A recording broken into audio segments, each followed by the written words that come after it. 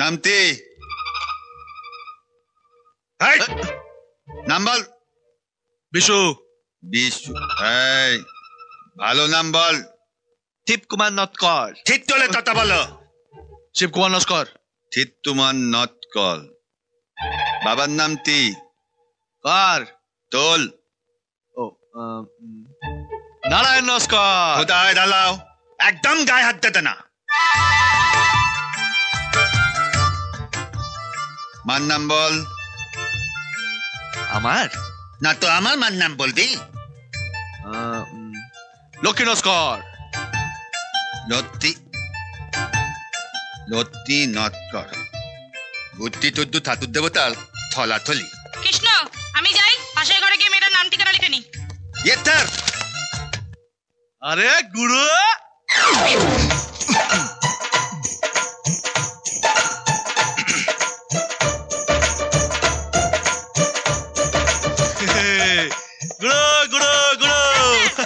তার ইউনিফর্ম মেলা ছিল, চুরি করে নিয়ে পালাচ্ছিল, হাতে হাতে ধরে ফেলেছি। কি করবো গুরু বলো? গুরুকে স্যার বল। Sir sir? ঠিক আছে স্যার। স্যার, পুলিশকে ধরতে গেলে নয় চোর হতে হয়, নাহলে পুলিশ হতে হয়। আর এত সুন্দর দেখতে ছেলেকে কেউ চোর বলবে? আমি তোমার ছাড়া থাকতে পারছি না গুরু। আমিও তোমার ছাড়া থাকতে পারবো না। হ্যাঁ, এই লকাবে ঢুকে 3টে ডান্ডা মারবো না, সব ঘুরু ফুড়ু ফুড়ু হয়ে যাবে। এই যাও, বাইরে যাও।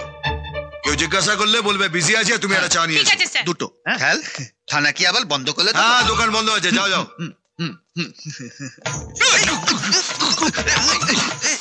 চোরে চোরে মারছো তো ভাই, আর পুলিশে পুলিশে পিছতো তো ভাই।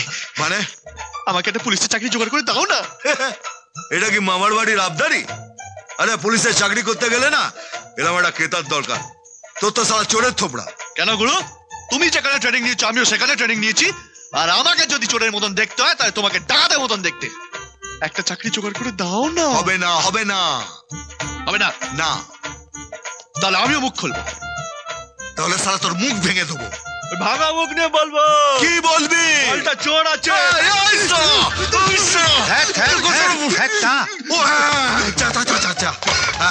সালা একে মেরে বৃন্দাবন পাঠিয়ে দিয়েছি, চা খাও। নিন থান।